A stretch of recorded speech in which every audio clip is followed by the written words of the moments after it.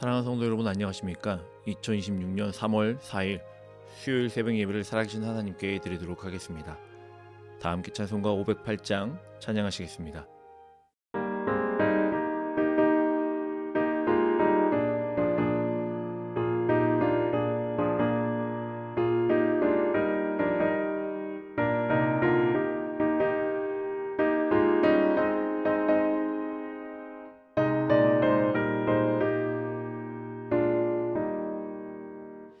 우리가 지금은 나그네 되어도 화려한 천국에 머자 나가리니 이 세상 있을 때 주 예수 위하여 끝까지 힘써 일하세. 주 내게 부탁하시네. 천사도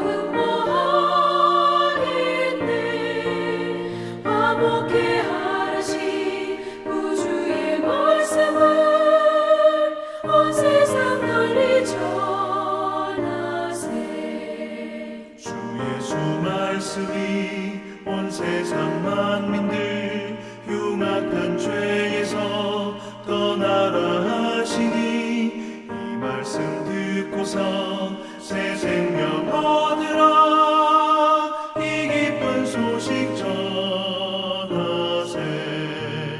주 내게 부탁하시니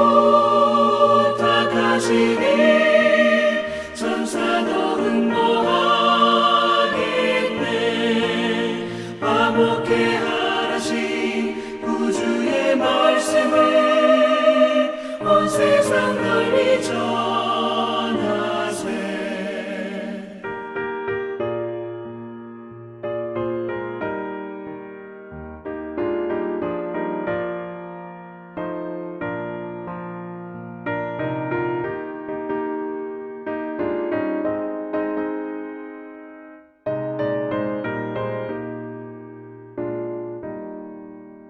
영생의 복락과 천국의 갈 길을 만백성 알도록 나가서 전하세. 주 예수 말씀이 이 복음 전하라.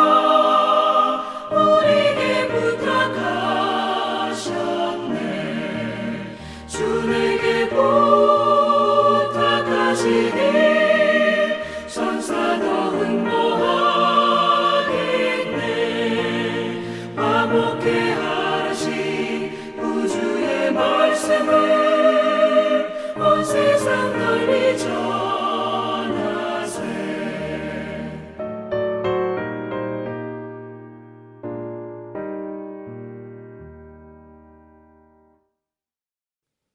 아멘.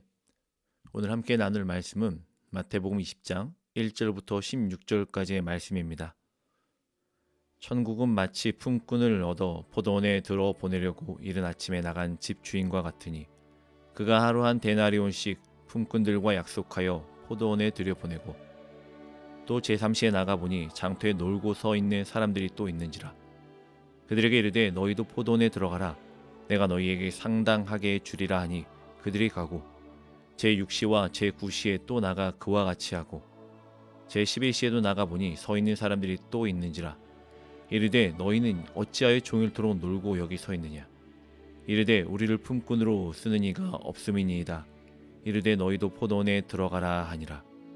저물매 포도원 주인이 청지기에게 이르되 품꾼들을 불러 나중에 온 자로부터 시작하여 먼저 온 자까지 싹을 주라 하니 제11시에 온 자들이 와서 한 데나리온씩을 받거늘 먼저 온 자들이 와서 더 받을 줄 알았더니 그들도 한 데나리온씩 받은지라. 받은 후 집 주인을 원망하여 이르되 나중 온 이 사람들은 1시간밖에 일하지 아니하였거늘 그들을 종일 수고하며 더위에 견딘 우리와 같게 하였나이다.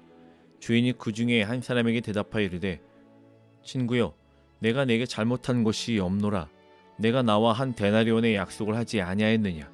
내 것이나 가지고 가라. 나중 온 이 사람에게 너와 같이 주는 것이 내 뜻이니라. 내 것을 가지고 내 뜻대로 할 것이 아니냐. 내가 선함으로 내가 악하게 보느냐. 이와 같이 나중된 자로서 먼저 되고 먼저 된 자로서 나중되리라.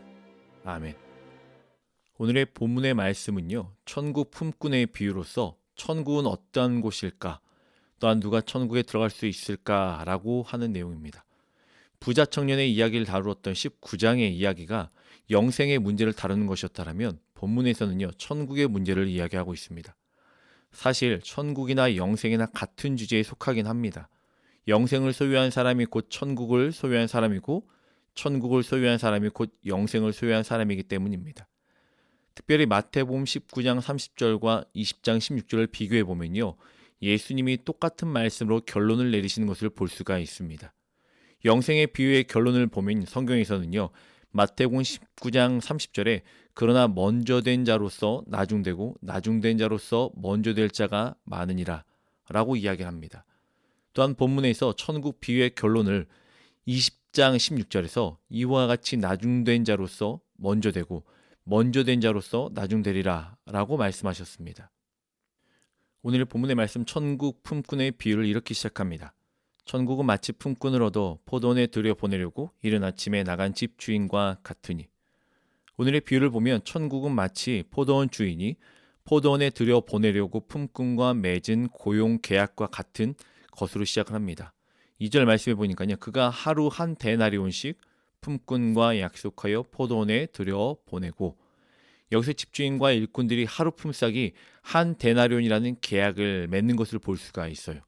이것은 성도들이 천국에 들어가는 하나의 약속과도 같아요. 너희가 이곳에 와서 일을 하면, 이곳에 거하여 있으면 한 데나리온을 주겠다라고 하는 약속이에요. 예수 그리스도를 믿음으로 천국에 들어간다라는 그 약속과 같이 어찌 보면 단 하나의 조건만을 행하면 우리에게 그 대가를 지불해 주신다고 말씀하시는 겁니다.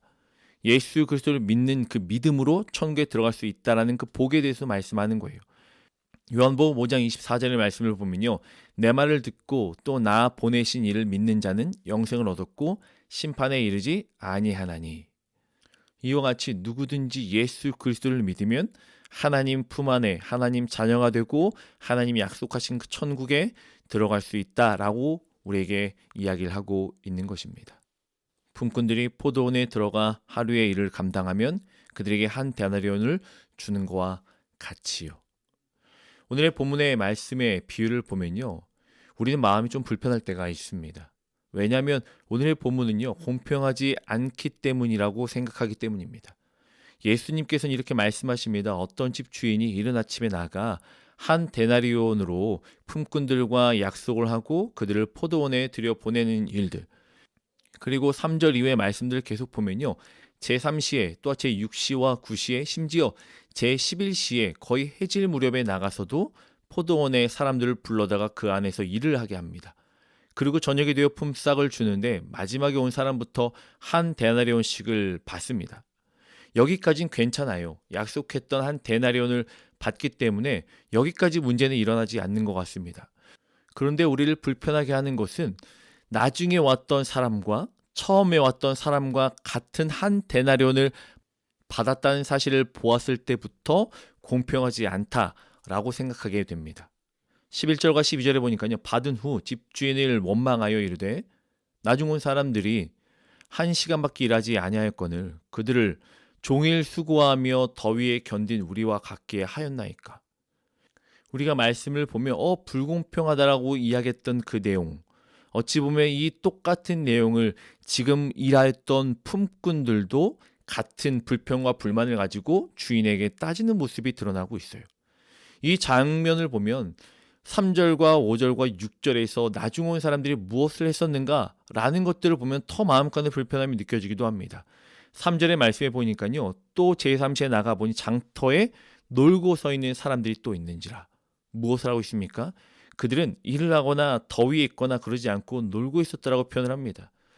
그러니 불평과 불만이 생기는 것이 당연스럽게 보입니다. 열심히 일하는 사람, 아니 더 많은 시간을 일하는 사람이 더 받아야 되는 것이 아닌가라는 마음이에요. 그런데 오늘 본문의 말씀에 보니까 주인은 그들에게 이렇게 대답을 합니다. 13절과 15절 말씀에 보니까요, 주인이 그 중에 한 사람에게 대답하여 이르되 친구여, 내가 내게 잘못한 것이 없노라. 내가 나와 한 데나리온의 약속을 하지 아니하였느냐? 내 것이나 가지고 가라. 나중에 온 사람에게 너와 같이 주는 것이 내 뜻이니라.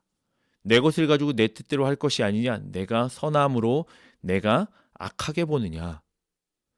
이 말씀을 묵상하면 잠시 우리는 멈추게 됩니다. 이 비유는 단순히 공평의 문제, 임금에 관한 문제를 우리에게 이야기하는 것이 아닙니다. 그런데 우리는 착각을 하지요. 이 본문의 말씀을 바라보면서 우리는 공평함의 문제에 대해서 우리는 이야기를 하고 이해를 하고 싶어하는 마음이 있기 때문에 불공평하다라는 것을 말씀을 바라보며 물음표를 던질 때가 있습니다. 이 말씀은 하나님의 나라 그리고 은혜의 본질에 대해서 우리에게 말씀을 하고 있습니다. 아침에 일찍 온 사람들이 누굽니까? 그들은 먼저 부르심을 받은 사람들입니다. 율법을 먼저 받은 이스라엘일 수도 있고 오랜 신앙생활을 하였던 우리일 수도 있습니다. 그리고 제11시 온 사람이 누구입니까? 늦게 예수님을 믿은 사람, 인생의 마지막에 회개하며 하나님께 돌아간 사람, 혹은 전혀 자격이 없어 보이는 사람일 수도 있습니다. 그런데 하나님은 그들에게 똑같은 한 데나리온을 주셨어요. 여기서 한 데나리온은요, 단순히 돈의 문제가 아니라 구원과 하나님의 나라와 영생을 상징한다는 사실을 우리는 기억해야 합니다. 여러분, 구원은 시간제입니까? 30년을 믿었으면 더 많이 받고 3년을 믿으면 조금 받아야 되는 것, 그것이 바로 구원입니까? 그렇지 않지요. 구원은 계산의 결과가 아니라 은혜의 선물이라는 사실을 우리는 기억해야 합니다. 그런데 우리는 자꾸 은혜를 계약으로 바꾸려고 해요. 나는 오래 봉사했으니 더 많이. 나는 저 사람보다 더 많이 헌신했으니 더 많이. 나는 저 사람보다 더 열심히 일했으니 더 많이 라고 생각하는 그 계약적인 문제. 마음속에 계산기를 돌려가며 생각하기에 여기에서 우리는 지금 불공평하다라는 마음을 갖게 된다는 것이에요. 우리의 시선이 과연 은혜에 있습니까? 비교에 있습니까? 아침부터 일한 사람들의 문제가 무엇입니까? 그들은 처음 기쁨으로 일을 했습니다. 한 데나리온 하루의 생계를 책임질 수 있는 충분한 돈이었기 때문에 이 일을 하고 나에게 주어지는 그 충분한 돈에 대한 기쁨과 기다림으로 일을 감당했습니다. 그런데 언제부터 불만이 생기기 시작하죠? 무엇을 볼 때입니까? 한 데나리온을 볼 때는 불평과 불만이 생기지 않아요. 그러나 다른 사람을 볼 때 그 마음간에 불평과 불만이 생깁니다. 왜 저 사람과 내가 같이? 비교가 되는 순간, 비교가 시작되는 그 순간 감사는 사라집니다. 은혜는 당연한 것으로 바뀝니다. 나는 당연히 이만큼 일해서 한 데나리온을 받는데 왜 저 사람은 한 데나리온을 받을까? 사랑하는 성도 여러분, 우리가 신앙생활을 하면서 기쁨을 잃어버릴 때가 언제인 것 같습니까? 하나님이 우리에게 부족하게 주시기 때문입니까? 아니요. 나는 하나님 앞에서 열심히 일하고 기도하고 예배하는데 왜 그렇지 아니한 저 사람들은 저렇게 잘 살까? 왜 저 사람들은 뜻대로 될까? 왜 저들은 저런 삶을 살아낼 수 있을까라고 비교하기 때문입니다. 우리에게 주셨던 은혜를 바라보고 내가 지금 예배하고 있는 이 모습에 감사하며 기쁨으로 나아가는 것이 아니라 이 모습은 이제는 당연한 것이고 이제는 내가 갖지 못했던 것들을 갖는 그들, 세상 가운데 풍족하게 살고 있는 그들을 바라보았을 때 우리 마음가운데 불평과 불만이 생기기 시작합니다. 그 순간 우리는 하나님을 바라보지 않고 사람을 바라보기 때문입니다. 그러기에 이 비유가 우리를 불편하게 하는 이유는 우리가 공평을 기준으로 보기 때문입니다. 그러나 하나님의 나라는 공평의 기준이 아니에요. 하나님의 나라는 은혜로 움직입니다. 공평이라면 우리는 아무도 구원을 받을 수 없습니다. 왜냐하면 성경은 우리에게 이렇게 이야기합니다. 모든 사람이 죄를 범하였음에 하나님의 영광에 이르지 못하더니. 우리 모두는 공평이라는 기준을 놓으면 감히 하나님의 그 나라와 하나님의 은혜를 받을 만한 자격이 없습니다. 우리가 받은 한 데나리온은 우리가 열심히 일한 대가와 어떤 우리의 자격이 주어졌기 때문에 받은 것이 아닙니다. 그저 그것은 하나님께서 우리에게 주셨던 전적인 은혜로 받았다는 그 사실, 우리가 어찌 보면 제11시에 불러 들여온 사람들이라는 그 사실을 잊지 아니하는 여러분이 되길 간절히 소망합니다. 십자가를 생각해 보세요. 강도 하나는 마지막 순간에 예수여 나를 기억하옵소서라고 고백을 합니다. 예수님이 그에게 말씀하심은 오늘 내가 나와 함께 낙원에 있으리라고 말씀하셨습니다. 그는 하루도 봉사하지 않았어요. 그는 어떤 신앙생활을 하지도 않았습니다. 그런데 그는 한 데나리온을 받았습니다. 왜입니까? 은혜이기 때문이에요. 공평의 기준이 아니라 은혜이기 때문에 하나님 나라에 들어갈 수 있게 된 것입니다. 이 비유의 마지막 말씀을 볼까요? 이와 같이 나중된 자로서 먼저 되고 먼저 된 자로서 나중되리라. 이 말씀은 순서가 바뀐다는 의미가 아니라 자격과 공로의 개념이 무너진다는 선언입니다.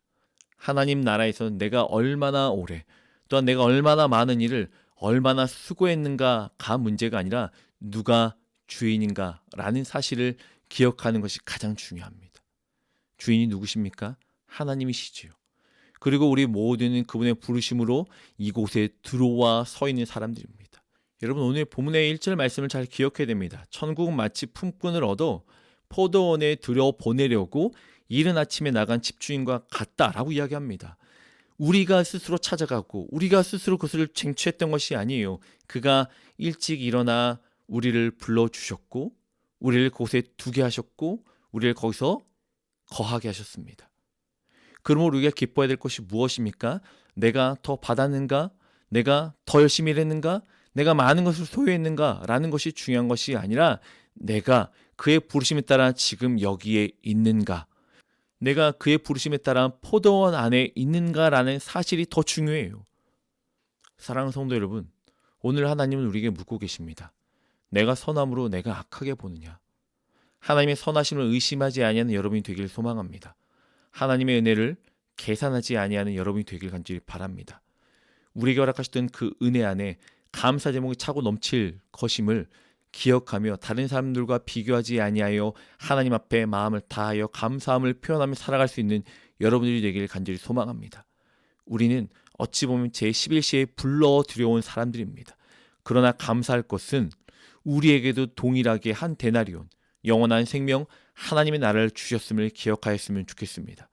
사랑하는 성도 여러분, 그 은혜로 오늘 하루를 살아가길 소망합니다. 그 은혜로 오늘 하루 승리하길 바랍니다.